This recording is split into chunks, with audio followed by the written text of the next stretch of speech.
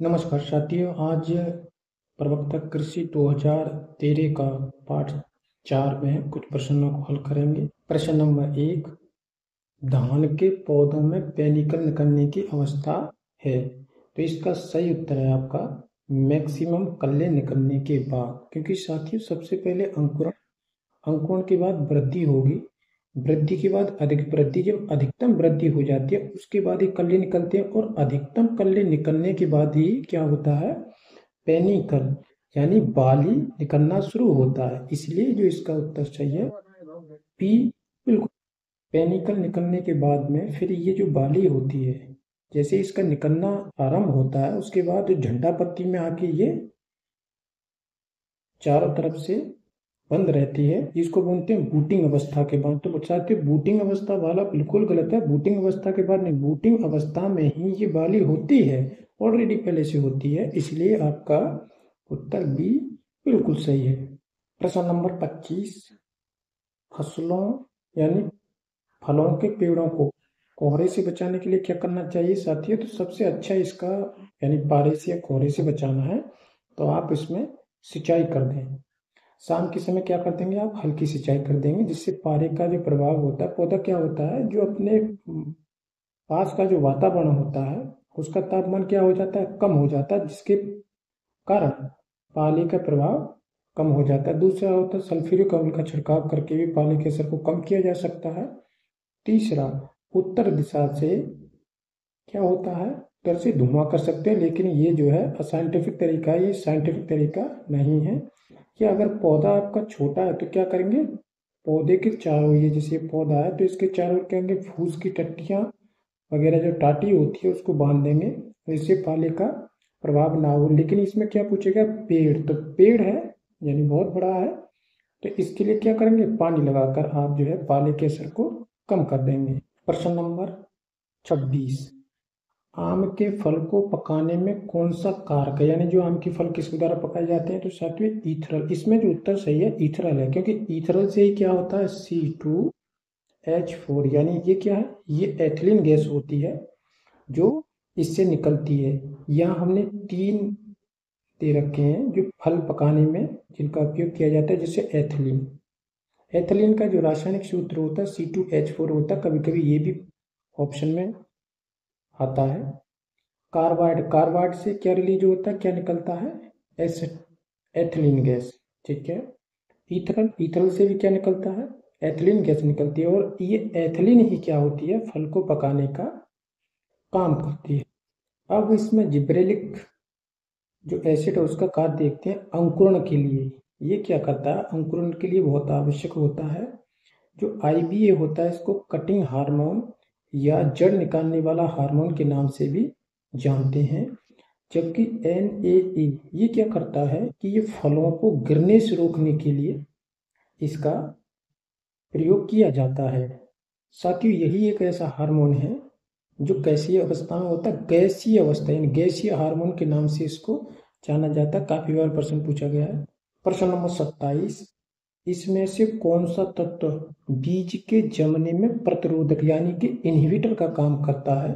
तो इसमें आपका उत्तर सही है ABA। AB को बोलते हैं एब्साइसिक अम्ल, यानी ये डोरमेंसी अवस्था जो सुषुप्तावस्था होती है उसको बनाए रखने में सहायता करता है, इसलिए ये बीज का अंकुर नहीं होने देता है। यानी बीज के लिए कैसा काम करता है, प्रतिरोधक का, यानी उसको उसका अंकुरण नहीं होने देता। दूसरा जो है फिनोलिक अम्ल है, और तीसरा है आपका पैरा एस्कॉर्बिक अम्ल, और चौथा है आपका ऑक्सिन, क्योंकि ऑक्सिन के ही कारण क्या होता है, शीर्ष सुषुप्तावस्था या एपिकल डोमिनेंस होती है। साथ ही साथियों एक बात और हमें जाननी है कि ABO को अन्य नाम से भी जानते हैं, जैसे फल तथा पत्ती गिराने वाला हार्मोन। ये क्या करता है, पौधे में बुढ़ापे को बहुत जल्दी लेके आता है, इसलिए इसको बुढ़ापा लाने वाला हार्मोन के नाम से भी जानते हैं। प्रश्न नंबर 28, किसान मित्र एक कर्मचारी है। तो साथियों किसान मित्र जो होते हैं ये राज्य सरकार के कर्मचारी होते हैं। किसान मित्र पहले इसका नाम था, लेकिन वर्तमान में इसका नाम क्या, तकनीकी सहायक। पहले इसको जो है UPPSC एग्जाम कराती थी, जिससे टेक्निकल असिस्टेंट का चयन किया जाता है। लेकिन वर्तमान में एसएससी के द्वारा ये वैकेंसी निकलती है। पहले इसका नाम ये था, लेकिन वर्तमान में इसका नाम क्या, तकनीकी सहायक जो राज्य कर्मचारी होते हैं। अतः ऑप्शन सी बिल्कुल सही है। प्रश्न नंबर 29, इसमें से गाय की कौन सी नस्ल शुद्ध नहीं है। तो इसमें पूछ रहा शुद्ध नस्ल कौन सी नहीं है। तो साथियों ध्यान रखें, खेड़ीगढ़ ये एक शुद्ध नस्ल है, मालवी शुद्ध नस्ल है, अमृतमहल शुद्ध नस्ल है। तो अशुद्ध नस्ल के बारे में पूछा गया है, तो इसमें से कौन सी है, राठी। तो इसका जो सही उत्तर है वो क्या है, राठी। राठी ये राठ बीकानेर की नस्ल है, राजस्थान की। यह साहिवाल, लाल सिंधी, थारपारकर तथा धन्नी नस्ल के मिश्रण से तैयार की गई नस्ल है, जो दुकाजी नस्ल है। तो इसका ऑप्शन आपका बी सही है।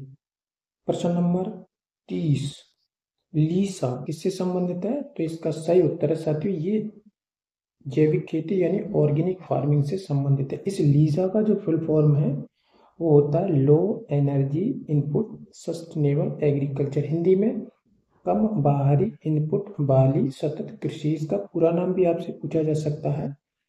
इसके अंतर्गत ये वाली तकनीकी आती हैं, जैसे जैविक खेती करना, कृषि वानिकी, आईपीएम और भूमि संरक्षण जुताई इत्यादि इसके अंतर्गत आते हैं। तो साथियों इसका सही उत्तर केवल यही है, बाकी ये जो ऑप्शन है इसके ये बिल्कुल गलत है। इसमें क्या होता है कि जो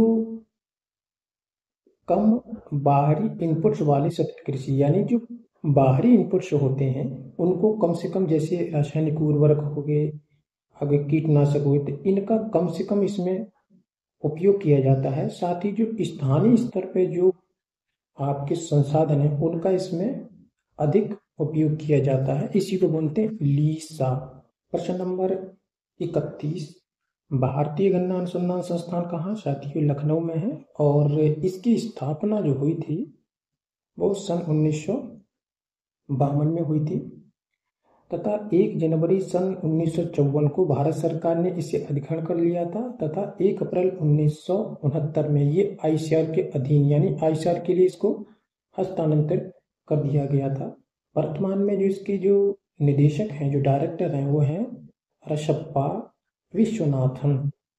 तो कभी कभी आपसे इसका फुल फॉर्म पूछ लेता IISR। तो देखिए IRSR का फुल फॉर्म यहाँ से IISR, तो ये आपका लखनऊ में है।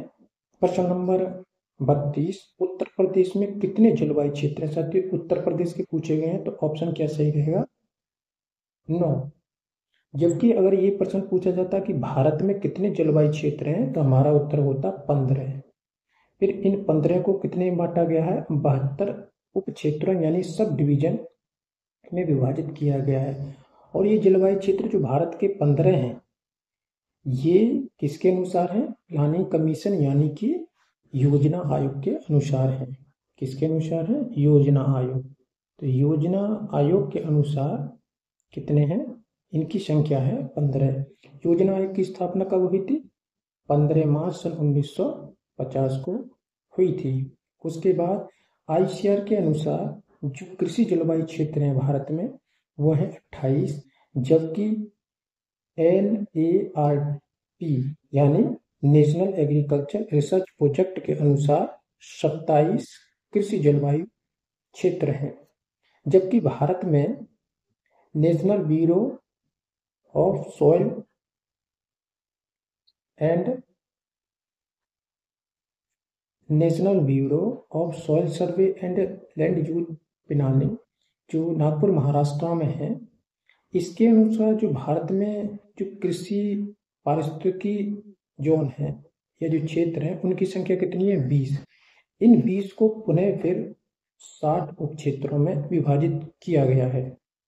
प्रश्न नंबर 33, इसमें से किस फसल की सघनता, साथियों ये सघनता इसमें शब्द दे रखा, लेकिन इसका मतलब क्या होता है, उत्पादकता। उत्पादकता का मतलब होता है कि उत्पादन की दक्षता की जो औसत माप होती है, यानी जो इनपुट और आउटपुट होता है उसका ही अनुपात क्या कहलाता है, उत्पादकता कहलाता है। जैसे समस्त उत्पादन का कितना हुआ और समस्त लागत कितनी लगी, इसी के अनुपात को आप क्या बोलते हैं, उत्पादकता बोलते हैं। जो सबसे ज़्यादा किसकी होती है, जो टेनिटोल प्लांट होते हैं उनकी उत्पादकता सबसे ज़्यादा होती है। तो ऑप्शन आपका ए बिल्कुल सही है। प्रश्न नंबर 34, नेशनल हॉर्टिकल्चर बोर्ड यानी राष्ट्रीय बागवानी बोर्ड, साथियों इसकी स्थापना सन 1984 में भारत सरकार के द्वारा की गई थी। और ये किस तरह की बॉडी है, स्वायत्त यानी ऑटोनोमस बॉडी है, जिसका मुख्यालय गुड़गांव हरियाणा में